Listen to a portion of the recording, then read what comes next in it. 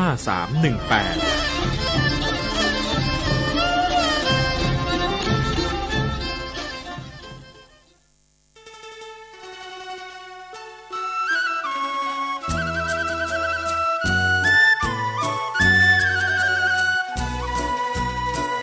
ทั้งหลายที่ผ่านพ้นไปนั่นสุขบ้างทุกข์บ้างมันเป็นธรรมชาติของชีวิตแต่ขอทั้งวัดทั้งบ้านทั้งราชการทั้งโรงเรียนครูบาอาจารย์ได้สมัครสมานสามัคคีกลมเกลียวอย่าแตกความสามัคคีกันรู้รักสามัคคีประสานกายใจกันไว้เพราะประเทศไทยพระพุทธศาสนาเป็นศาสนาประจำชาติไทยเพราะฉะนั้นคนไทยมีคุณธรรมประจำใจประจำกายรักษากายวาจาใจให้เจริญมั่นคงเพื่อเป็นการผูกสัมพันธไมตรีโดยพรหมวิหารธรรมคือให้มีเมตตาปราณีเอื้ออารีซึ่งกันและกันไว้จะแต่ความสามัคคีกันให้สัมพันธ์กายสัมพันธ์ใจในกันและกันไว้อย่าแตกความสามัคคีประเทศชาติเราก็เจริญมั่นคงเศรษฐกิจเราก็เจริญมั่นคงสังคมเราก็เจริญมั่นคง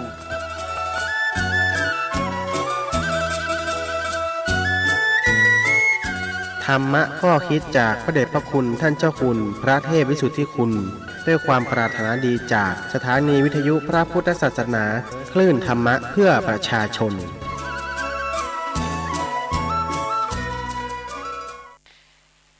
ขอเจริญสุขท่านสาธุชนทุกท่านต่อจากนี้ไปอาตมาภาพพระครูปริยัติกิจจาภิวัตรสำนักวัดพระสิงห์อำเภอเมืองจังหวัดเชียงใหม่ก็จะได้นำเอาสาระธรรมคติธรรมชาดกธรรมในทางพระพุทธศาสนามามอบเป็นธรรมบรรณาการอาหารใจคือกับท่านสาธุชนนักศีลนักบุญทั้งหลายอันจะก่อให้เกิดความรู้ความเข้าใจน้อมนำไปประพฤติปฏิบัติแล้วก็จะก่อให้เกิดความสุขในชีวิตสาระธรรมก็ดีคติธรรมก็ดีชาดกธรรมในทางพระพุทธศาสนาก็ได้อาศัยครูบาอาจารย์ได้น้อมนำมาเล่าน้อมนำมาอู้เป็นรุ่นแล้วรุ่นเล่าซึ่งส่วนใหญ่แล้วก็ได้มาจากหนังสือพระไตรปิฎกแล้วก็ได้ขยายเป็นอรรถกถาเป็นดีกาเป็นการเพิ่มเติมขยายเนื้อหาสาระอันจะก่อให้เกิดความเข้าใจเป็นภาษาที่ฟังแล้วก็เข้าใจเป็นอย่างดีเราได้รับฟังน้ำเสียงของครูบาอาจารย์ก็เพราะได้ฟังจากทางสถานีวิทยุเป็นคลื่นพระพุทธศาสนาคลื่นสีขาวภายใต้อำนวยการของผู้อำนวยการพร้อมกับเจ้าหน้าที่ทุกฝ่ายทุกแผนกได้คือมีโอกาสได้นำเสียงธรรม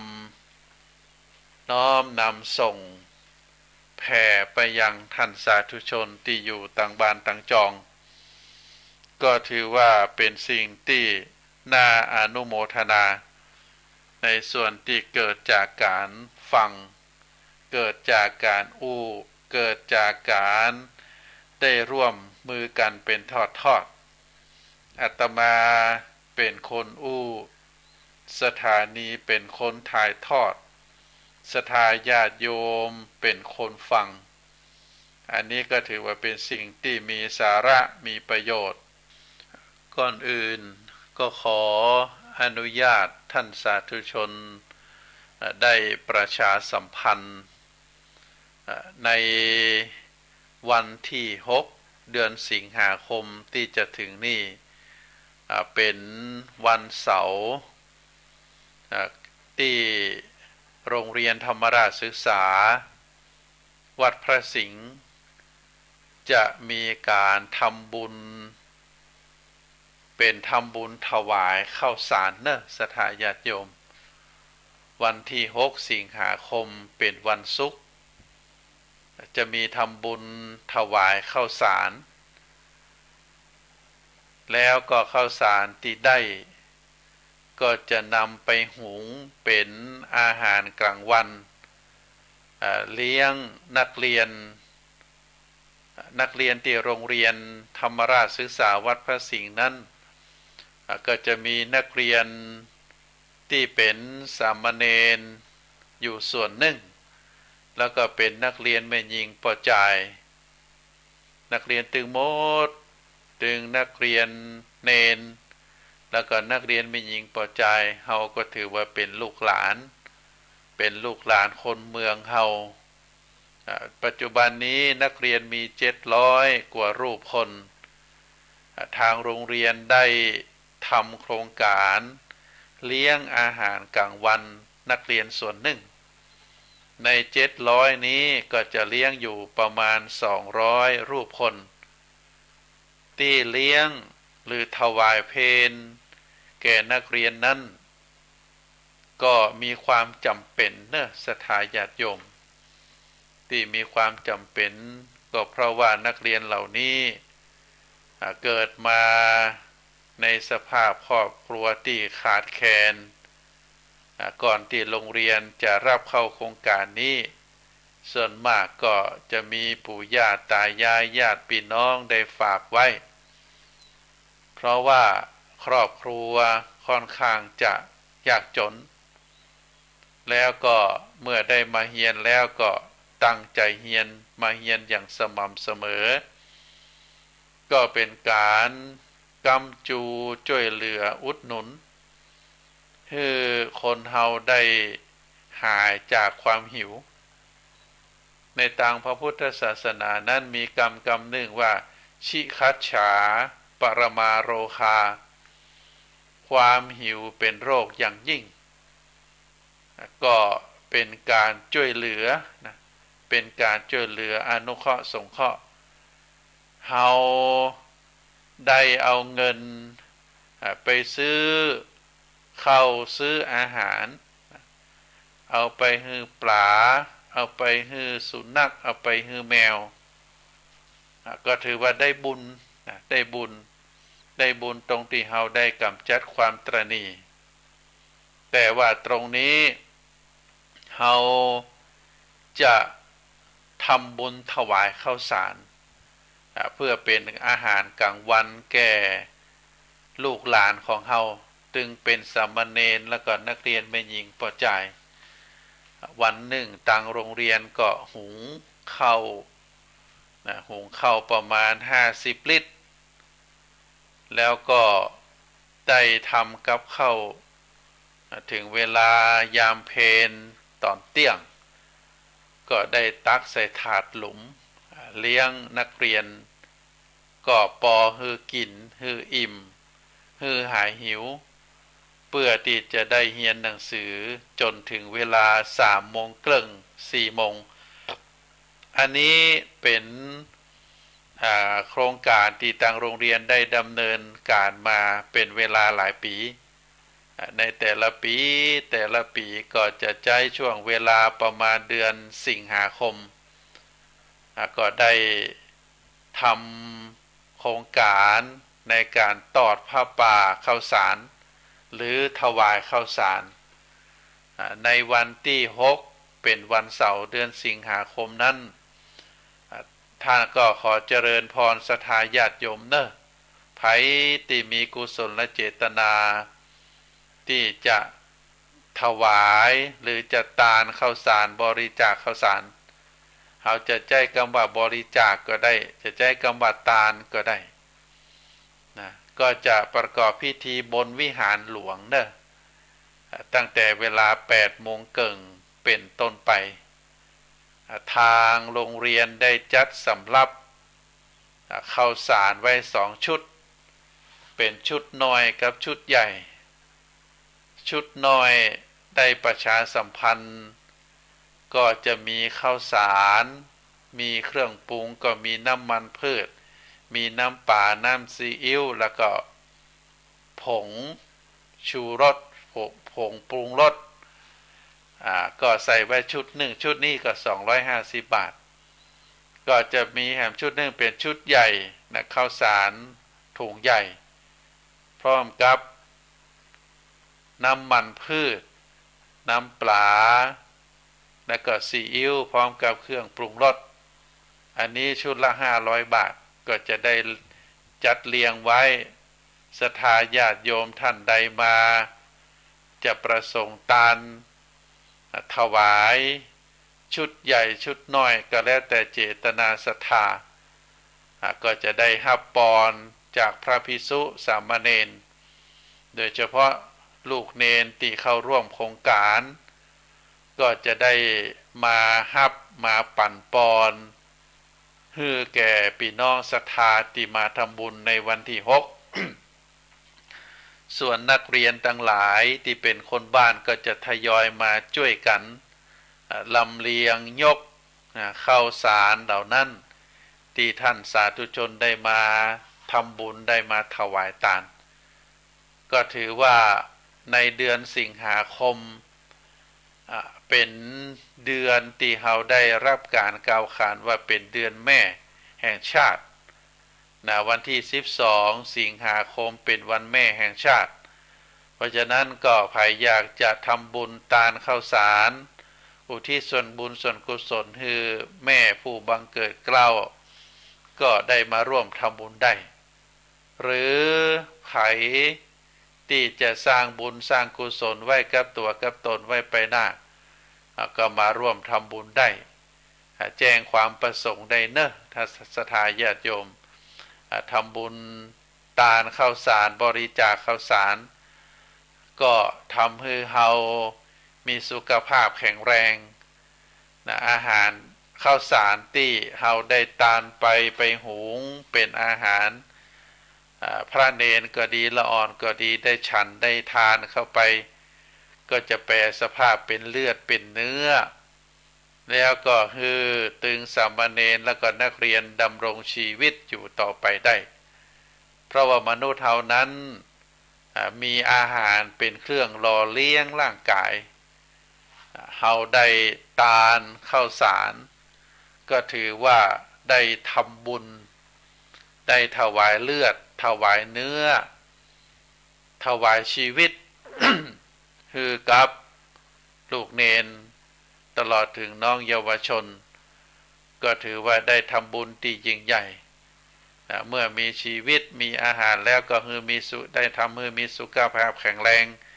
ได้อยู่เป็นสุขได้มีผิวพรรณงดงามเพราะฉะนั้นท่านฮืออายุก็จะได้อายุฮือวันณะก็จะได้วันณะฮือกำลังก็จะได้กำลังฮือความสุขก็จะได้ความสุขก็ขออนุโมทนาเนอะท่านใดที่มีความประสงค์หรือจะติดต่อสอบถามก็ติดต่อสอบถามได้ตั้งหมายเลขโทรศัพท์ของอาตมาภาพ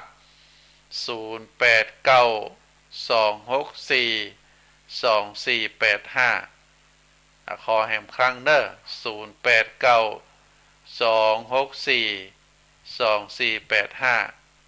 0892642485มีเรื่องใดที่จะสอบถาม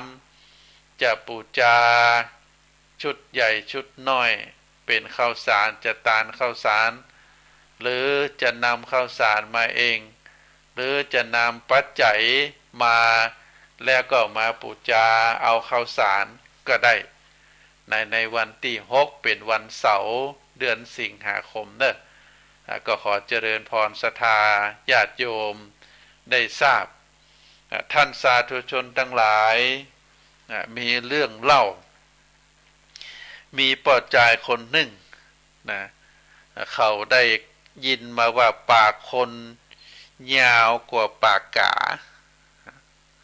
ปากคนยาวกว่าปากกาที่จริงปากคนเฮานี้ เป็นปากอยู่ติดกับกระดูกบ่ได้ยื่นออกมาเหมือนกับปากกาเหมือนกับปากเป็ดปากไก่แต่ทำไมคนเฮาเปรียบเทียบว่าปากคนยาวกว่าปากกาปากกาในที่นี้มีความหมายสองนัยยะปากกาอันที่หนึ่งก็คือปากกาที่เป็นสัตว์เป็นปากกาสัตว์เหมือนกับนกสีดำนิสัยจะบ่เหมือนนกกาก็คือกาเข้าใจที่เขาเข้าใจกันก็คือเป็นสัตว์จันต่ำสกปรกชอบกินของบูดของเน่าอย่างอีเป็นต้นปากจะยาวหรือแหมนัยยะหนึ่งการเขียนหนังสือการแต่งการเพิ่มข้อความเข้าไปก็ใช้ปากกาเขียนเพราะฉะนั้นเขียนได้เป็นหน้าเขียนได้เป็นเล่มก็เลยมีการเล่าขานว่าปากคนยาวกว่าปากกาปอใจคนนี้ก็อยากจะทดสอบอยากจะพิสูจน์ว่ามันแต้กับว่าบ่แต้ก็หาเวลานั่งโดยตัวเองแล้วก็หาวิธีหาอุบายที่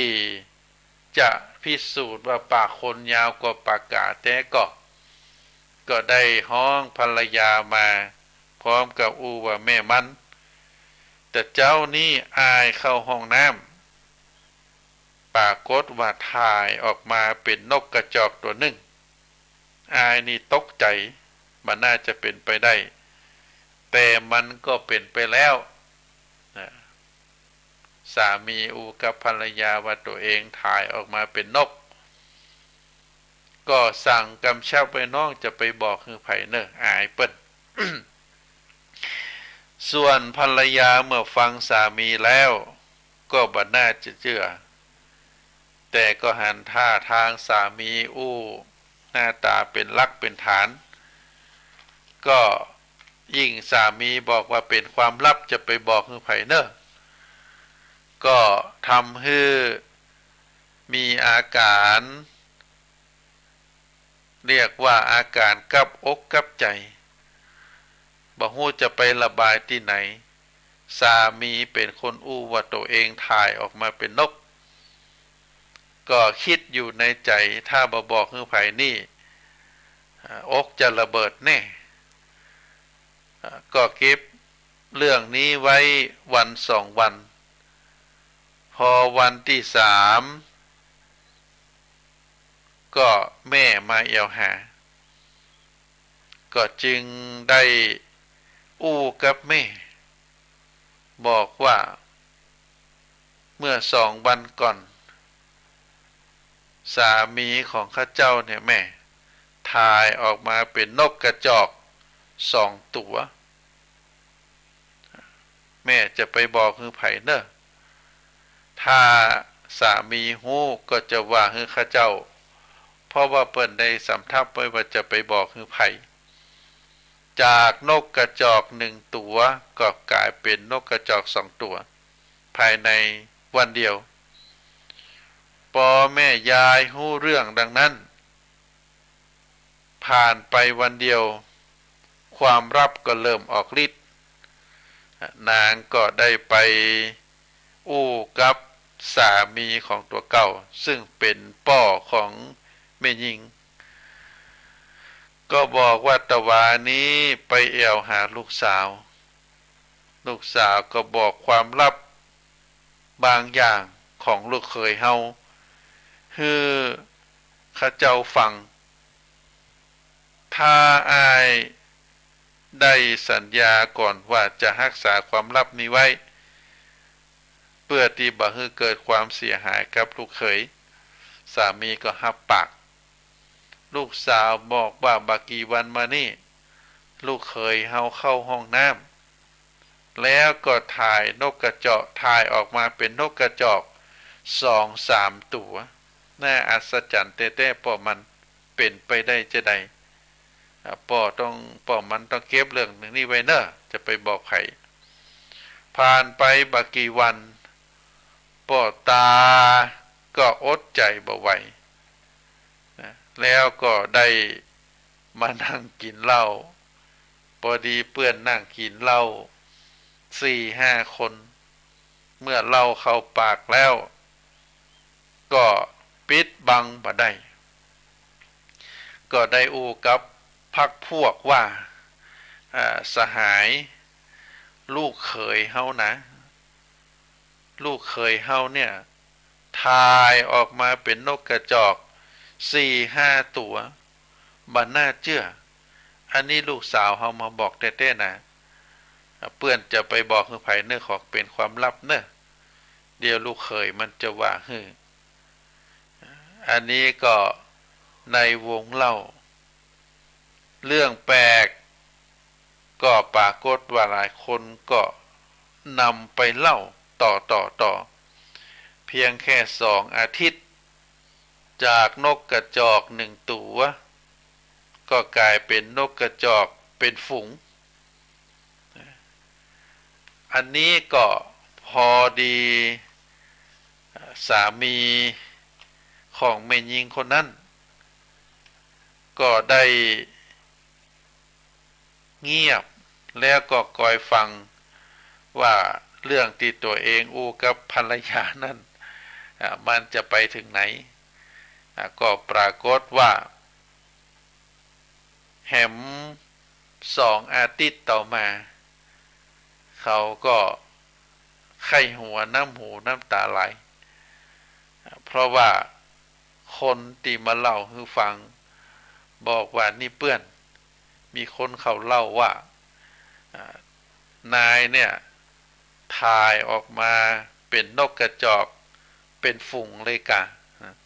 ปอใจคนนั้นก็เลยถึงบางอ้อว่าอ๋อที่เพื่อนบอกว่าคนยาวปากคนยาวกว่าปากกานั่นมันเป็นจีแต่รู้นะเพราะฉะนั้นกำอู้ปากต่อปากนั้นเป็นเรื่องที่จะให้มันตรงกับของเดิมนั้นน้อยนักส่วนใหญ่ก็จะแต่งเติมเพิ่มสีเพิ่มจำนวนเพิ่มน้ำหนักให้น่าเชื่อถือกว่าเก่าได้ฟังมายิ่งเป็นเรื่องถูกกำชับบ่ฮือแพร่งพรายบ่ฮือไผได้ฮู้ด้วยแล้วก็ยิ่งถูกกระพือบานปลายเหมือนกับไฟลามต้งน่ากลัวกว่าความจริงไปหลายเต้าเพราะผู้เล่านั้นต้องการที่จะเติมรสชาติความเข้มข้นแล้วก็มีน้ำหนักที่น่าเชื่อถือเพราะฉะนั้นจึงมีสำนวนว่าปากคนยาวกว่าปากกาเพื่อเตือนให้ได้ตระหนักว่ากำอู้ที่ออกจากปากคนนั้นมีส่วนผสมของความจริงและก็ความบ่จริงอยู่ด้วยกันจะได้คัดกรองให้ท่องแท้ว่ามีความจริงกี่เปอร์เซ็นต์ถูกแต่งเติมสีสันเข้ามานักเท่าใดก่อนที่จะเชื่อลงไปเพราะฉะนั้นแม้จะมีสำนวนว่าฟังหูไว้หูก็เป็นสำนวนที่กล่าวถึงวิธีคัดกรองกำอู้ของแต่ละคนทั้งนี้ก็เป็นเครื่องสกัดกั้นกำเล่าลือต่างๆไว้เป็นจะดีถ้าไผยังบ่เข้าใจเรื่องปากคนยาวกว่าปากกาหรือยังบ่เข้าใจว่าฟังหูไว้หูเป็นจะได้ก็บางทีเรื่องราวต่างๆตัวเองก็จะเข้าใจแล้วก็จะเกิดความเดือดร้อนเองก็เพราะกรรมที่ออกจากปากคนแต่เป็นปากที่ยาวกว่าปากกาอันนี้เป็นคำสอนที่ครูบาอาจารย์ได้แนะนำพร่ำสอนไว้เนอะศรัทธาญาติโยมทั้งหลายท่านสาธุชนทั้งหลายกรรม เฮาเคยได้ยินคนทั้งหลายอู้ว่าเฮาเลือกเกิดมาได้แต่เลือกที่จะเป็นได้เลือกเกิดไม่ได้แต่เลือกที่จะเป็นได้หมายความว่าคนเฮาเกิดมานั้นก็สุดแต่บุญแต่กรรมจะนำพาจิตดวงวิญญาณของเฮามาเกิดเวลามาเกิดในตระกูลในครอบครัวดีมีฐานะเป็นครอบครัวมีศีลมีธรรมหรือเกิดมาในครอบครัวที่ยากจนเป็นครอบครัวที่บ่มีศีลบ่มีธรรมได้นำพามาเกิดในประเทศที่มีความเจริญรุ่งเรือง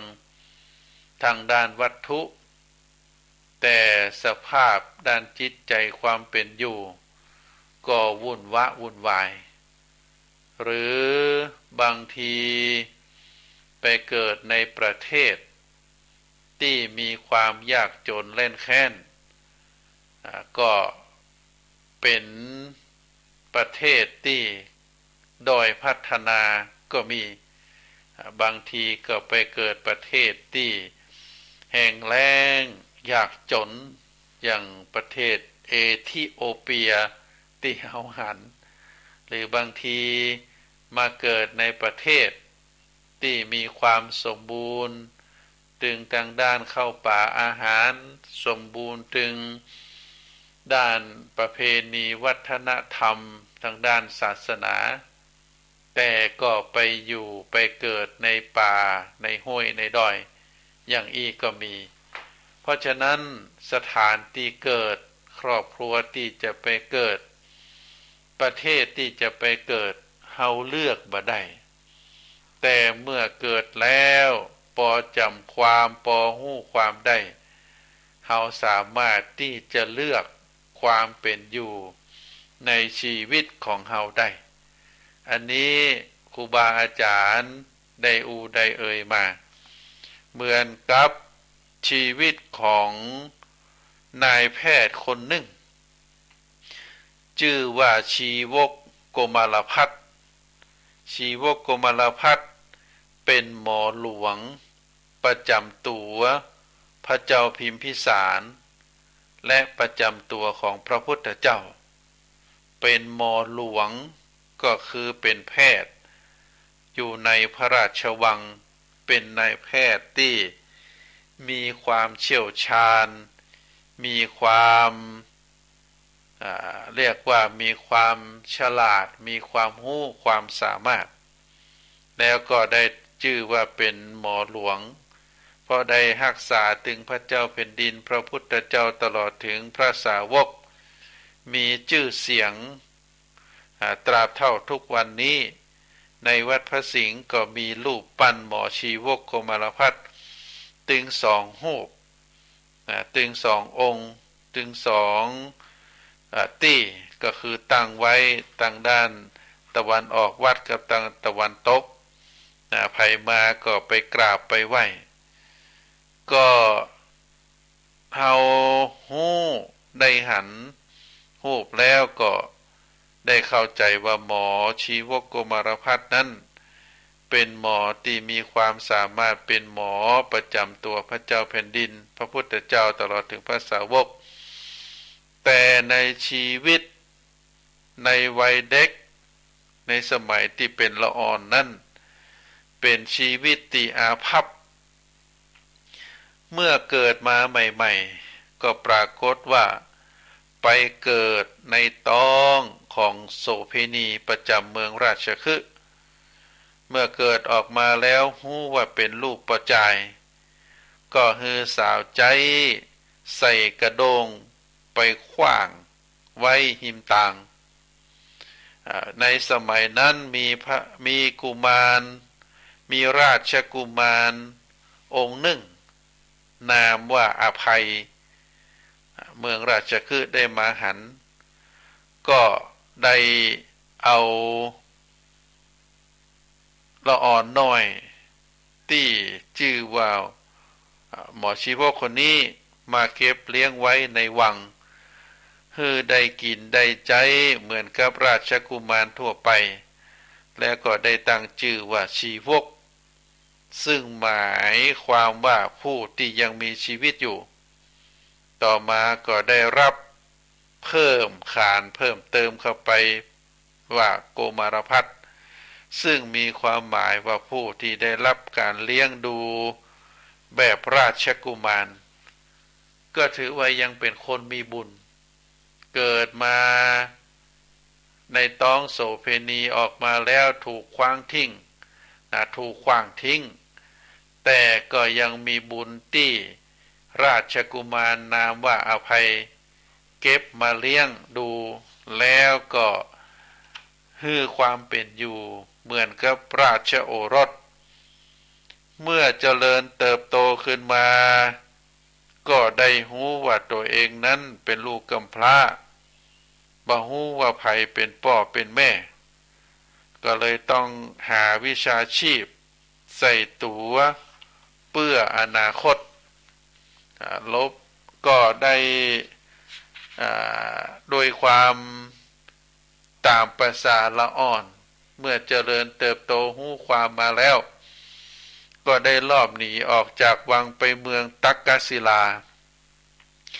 ได้สมัครเรียนวิชาแพทย์แผนโบราณกับอาจารย์ทิสาปาโมกผู้เป็นแพทย์ใหญ่เจ้าสำนักเรียนแบบอนาถาก็คือกินอยู่กับอาจารย์รับใจอาจารย์ทำงานฮือสำนักเป็นการแลกกับเข้าป่าอาหารแล้วก็จากที่ตนเองนั้นเป็นคนหัวดีตั้งใจจริงแล้วก็ขยันขันแข็งจึงเรียนได้เวยจำได้แม่นแล้วก็เรียนผ่านมาแล้วก็บ่ลืมบ่เลือนอันนี้อยู่ที่ความตั้งใจความใส่ใจของแต่ละคนเนอะบวกกับความจำแม่นก็ถือว่าเป็นพรสวรรค์แล้วก็ได้เพิ่มความขยันเขาเรียกว่าพรแสวงบวกกู้กันไปก็จึงทำให้สำเร็จการศึกษาได้เวยเรียนอยู่7 ปีอาจารย์ก็ยังบ่รับรองว่าจบสงสัยว่าเมื่อใดจะเรียนจบจึงเข้าไปหาอาจารย์แล้วก็ถามว่าผมอยู่ที่นี่7 ปีแล้วสิ่งที่อาจารย์ได้สอนผมก็เข้าใจดีจำได้แม่นบ่ลืมเลยแม้แต่น้อยเข้าใจหมดเมื่อใดผมจะสำเร็จการศึกษาอาจารย์ก็บอกว่าเธอเรียนเก่งกว่าศิษย์ทุกคนแล้วก็อยู่เมินกว่าคนทุกคนแต่ก็ยังผ่านการทดสอบครั้งสุดท้ายวันพุธคือเธอเอาเสียมออกจากเมืองไปทิศตะวันออกเดินไปประมาณ1 โยชน์ก็คือ16 กิโลเมตรไปหาต้นไม้ใบหญ้าหรือพืชที่เป็นหัวอันยังก็ได้ที่ใจเป็นยาบ่ได้ให้เธอเอามาดูโกมารพัสก็ได้เตรียมเสบียงตั้งแต่ค่อนลุ่งก็คือเจ้าตรู่แล้วก็สบายยามแล้วก็พกมีดถือเสียมออกไปดังทางด้านทิศตะวันออกตามที่อาจารย์ได้สั่งไว้พร้อมกับเลือกต้นไม้ต้นหญ้าพืชหัวหรือพันไม้ทุกชนิดที่ใจทำยาบ่ได้พยายามเลือกหาแต่เจ้ายันเย็นก็บ่ปะจึงปิกมารายงานอาจารย์ว่าต้นไม้ต้นหญ้าอย่างที่ต้องการบ่มีเลยในทางทิศตะวันออกแต่ที่อาจารย์จะตำหนิว่าแค่นี้ก็ทำบ่สำเร็จอาจารย์กับยิ้มอย่างพอใจแล้วก็สั่งต่อไปว่าวันพุธวันฮือถ้าหายเหนื่อยแล้วก็ฮือไปทางด้านทิศเหนือไปทางด้านทิศใต้ไปทางด้านทิศตะวันตกถ้าหากว่าเธอได้ปะพืช ต้นไม้ต้นหญ้าพืชหัวพันไม้ตี้ใจทำยาบ่ได้คือเธอเอามาหลังจากตีปิกมาแล้วไปถึง4 ติดก็ปรากฏว่าหาบ่ได้พร้อมกับมารายงานอาจารย์ว่าผมไปมาแล้วครับทุกทิศบ่ปะต้นไม้ต้นไหนพืชต้นไหนที่ใจทำยาบ่ได้ใจทำยาได้หมดทุกประเภทเป็นยาอาจารย์ก็ยิ้มด้วยความพอใจว่าเธอเรียนจบละเธอสอบผ่านแล้วเธอสำเร็จวิชาแพทย์แผนเรียบร้อยแล้วเธอก็สามารถที่จะไปประกอบวิชาชีพเลี้ยงตัวเองได้ก็ปิกไปบ้านไปเมืองเตอะนะอาจารย์ก็มอบเสบียงให้เดินทางปิกนะ2-3เอาเสบียงให้นิดหน่อยแล้วก็ปิกไปบ้านเมื่อปิกไปแล้วปรากฏเสบียงเดินทางหมดระหว่างตักกศิลาไปเมืองราชคฤห์นี่ใช้เวลาเดินเป็นเดือนคำตอบก็คืออาจารย์ฮือเสบียงน้อยเดียวก็เพื่อที่จะฮือชีวกมลพัฒน์นั้นได้ใช้วิชาแพทย์ที่ห้ำเฮียนมาฮือเป็นประโยชน์แก่ตัวเองโดยการรักษาคนไข้แลกกับเสบียงแลกกับข้าวเป็นการทดลองหาประสบการณ์ไปในตัวถือว่าเป็นการบังคับให้ใช้วิชาต่างอ้อมเพราะหากว่า บ่ได้ใจก็อาจจะอดตายหมอชีวกก็ได้ปฏิบัติจนมีเสบียงเดินทางกลับถึงเมืองราชคฤห์โดยสะดวกแล้วก็เป็นหมอหลวงสำคัญชื่อเสียงโด่งดังในยุคนั้นเพราะฉะนั้นท่านสาธุชนทั้งหลายอันวิชาความรู้ที่เรียนมานั้นหากว่าเฮารู้แต่รู้อย่างจริงจังแล้วก็มีความเชี่ยวชาญก็สามารถที่จะใช้หาเลี้ยงชีพได้ดังนั้นปอเปียงที่จะนำออกมาใช้แล้วก็ใช้ให้ถูกทางวิชาความรู้เป็นต้นทุนสำคัญในการประกอบอาชีพตั้งเนื้อตั้งตัวจำเป็นต้องศึกษาหาใส่ตัวไว้ให้นักที่สุดเท่าที่จะนักได้วิชาความรู้ที่ห้ำเฮียนมาก็จะเป็นเปื้อนเป็นต้นทุนเป็นสิ่งสนับสนุนให้ตั้งตัวได้ให้เอาตัวรอดได้ทั้งทำให้เกิดความภาคภูมิใจในตัวเองว่าเราสามารถยืนอยู่บนลำแข้งของตัวเก่าได้โดยวิชาความรู้คนที่ชอบงอมืองอเท้าตีนใสมือใสเอาแต่เล่นเอาแต่แอวเอาแต่นอนมาชอบทำอะไรอย่างชอบแบมือขอสตางค์พ่อแม่อยู่ลำไปหรือใจแต่มรดกที่ได้รับมาแม้ว่าจะอยู่สุขสบายแต่จะมีความภาคภูมิใจในตัวเองบ่ได้ไผจะนับถือหรือไผจะคบหาด้วยใจจริงที่เขามานับถือมาคบหาญาติดีตัวก็เพราะว่าต้องการที่จะมีส่วนร่วมในมรดกและก็ทรัพย์สินที่มีอยู่ด้วยเท่านั้นเมื่อหมดแล้วคนทั้งหลายก็จะจากไปทีละคน2 คนจนเหลือตัวคนเดียวที่เปล่าเปลี่ยวเสียใจด้วยตัวเองอยู่ตามลำพังอันนี้เป็นเรื่องเป็นราวที่กล่าวมาก็เป็นตัวอย่างให้เฮาท่านทั้งหลายได้ซึ่งเป็นชาดกเรื่องเล่าขานมาเป็นเวลาเมินว่า คนเฮานั้น เลือกเกิดมาได้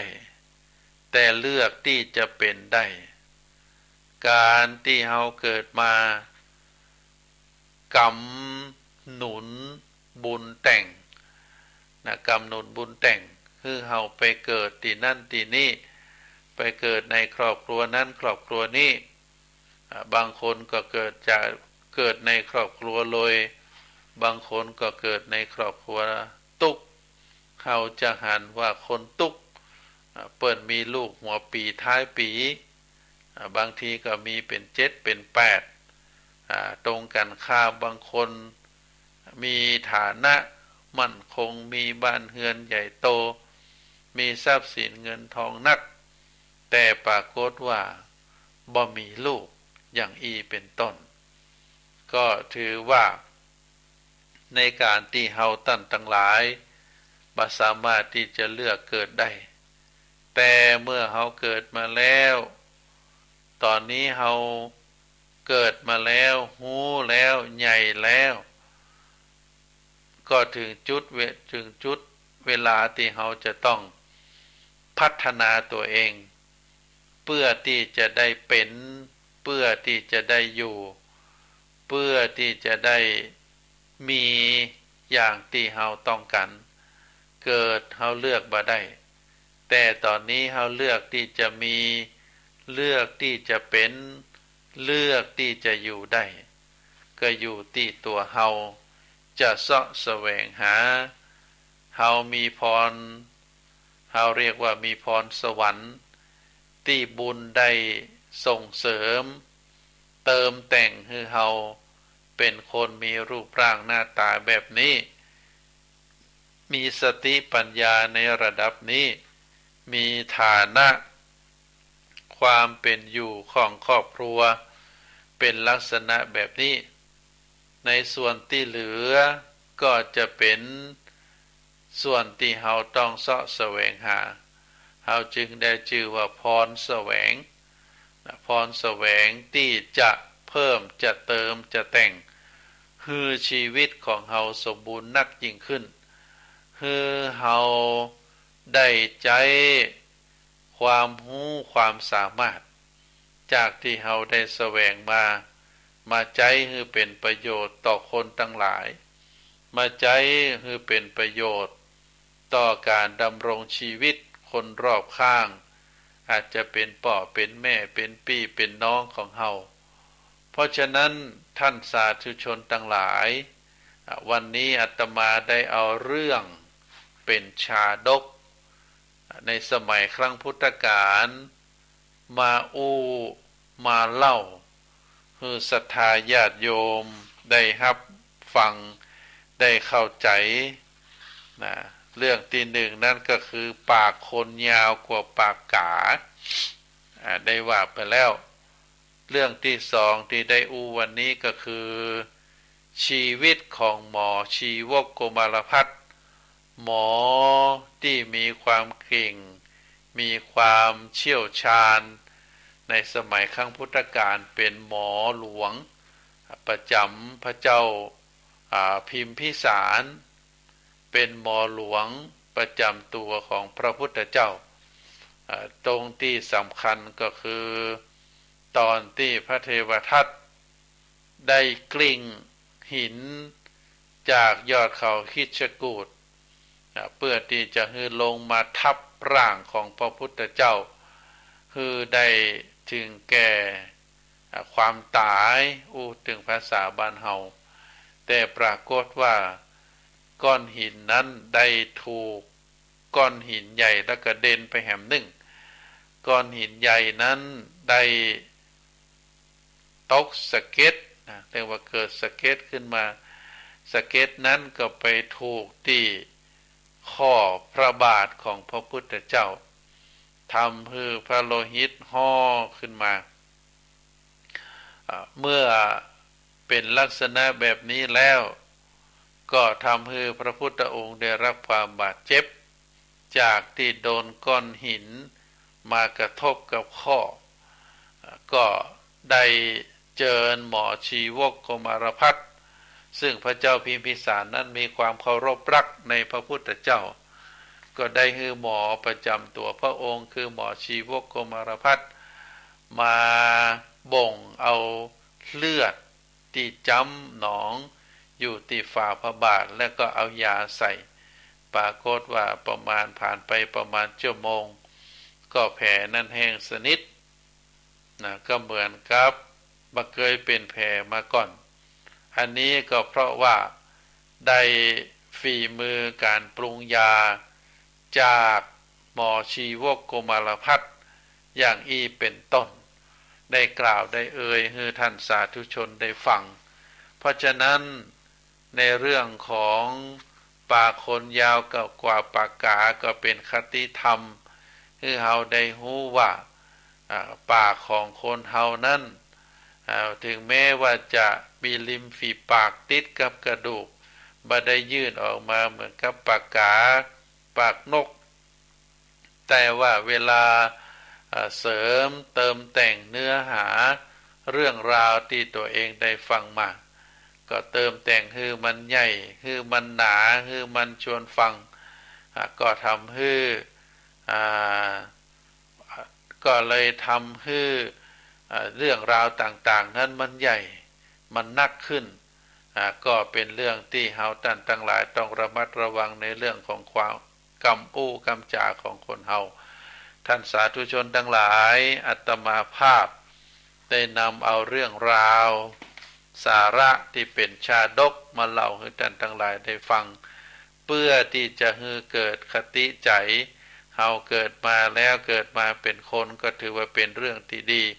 เมื่อเกิดมาแล้วเฮาต้องเสาะแสวงหาความรู้ของเฮาคือนักขึ้นเพื่อที่จะใช้ความรู้เหล่านั้นมาดำรงชีวิตของเฮาคือเป็นชีวิตที่เข้มแข็งกล้าแกร่ง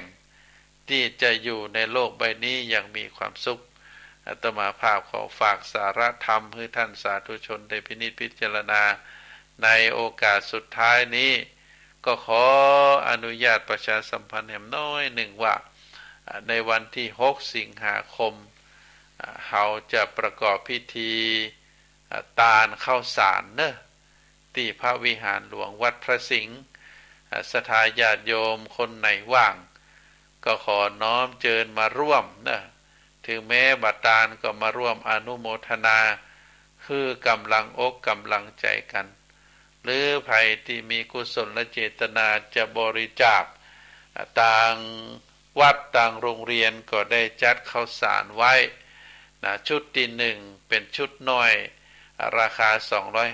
250ชุดที่2เป็นชุดใหญ่กระสอบใหญ่ขึ้นนะเป็นการปูจาชุดละ500 บาทก็ศรัทธาญาติโยมท่านใดที่มีความประสงค์จะถวายทานกำจัดความสนิทนีแล้วก็สร้างบุญสร้างกุศลไว้กับตัวกับตนไว้ไปหน้าก็โดยการทานอย่างทุกสิ่งทุกอย่างก็สู้ทานข้าวสารมาได้ข้าวสารนั้นเมื่อหุงได้ถวายพระสงฆ์องค์สามเณรหรือนักเรียนได้ฉันได้ทานแล้วก็จะก่อให้เกิดมีชีวิตอยู่มีเลือดมีเนื้อมีกำลัง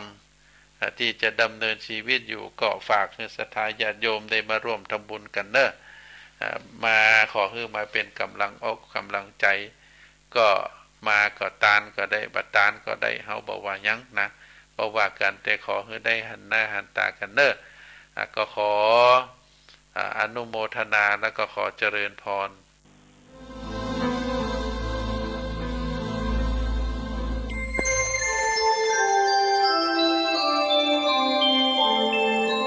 ขณะนี้ท่านกำลังฟังสถานีวิทยุกระจายเสียงพระพุทธศาสนา FM 104.5 เมกะเฮิรตซ์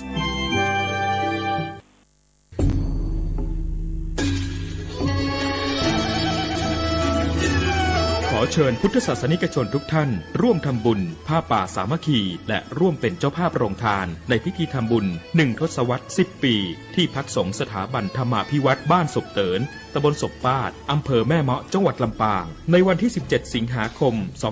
2565 เวลา 9 นาฬิกาถึง 15 นาฬิกา 30 นาทีบุญใหญ่ 10 ปีมีครั้งเดียวท่านสามารถร่วมทำบุญและเป็นเจ้าภาพโรงทานผ่านบัญชีธนาคารกรุงไทยสาขาประตูชัยชื่อบัญชีที่พักสงฆ์ธรรมาภิวัตรเลขบัญชี 536-075-5318ความเจริญมั่นคงอยู่ที่ความเสียสละอดทนมั่นคงแข็งแรงแสวงหาความรู้ต่อสู้อุปสรรคกำจัดสิ่งเสพติดเสริมสร้างชีวิตพอมีพอเพียงพระบาทสมเด็จพระเจ้าอยู่หัวท่านรับสั่งให้ใช้ชีวิตพอมีพอเพียงเราก็อยู่กันได้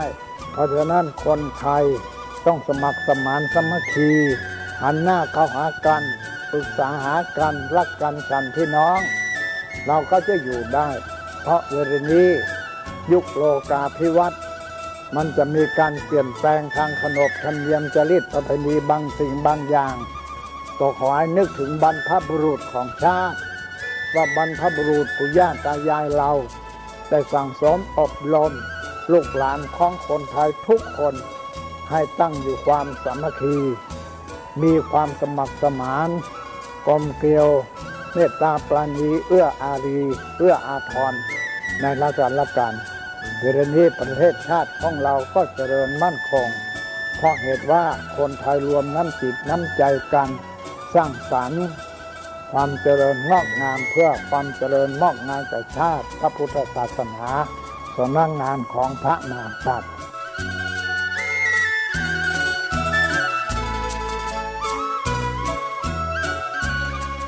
ธรรมะข้อคิดจากพระเดชพระคุณท่านเจ้าคุณพระเทพวิสุทธิคุณ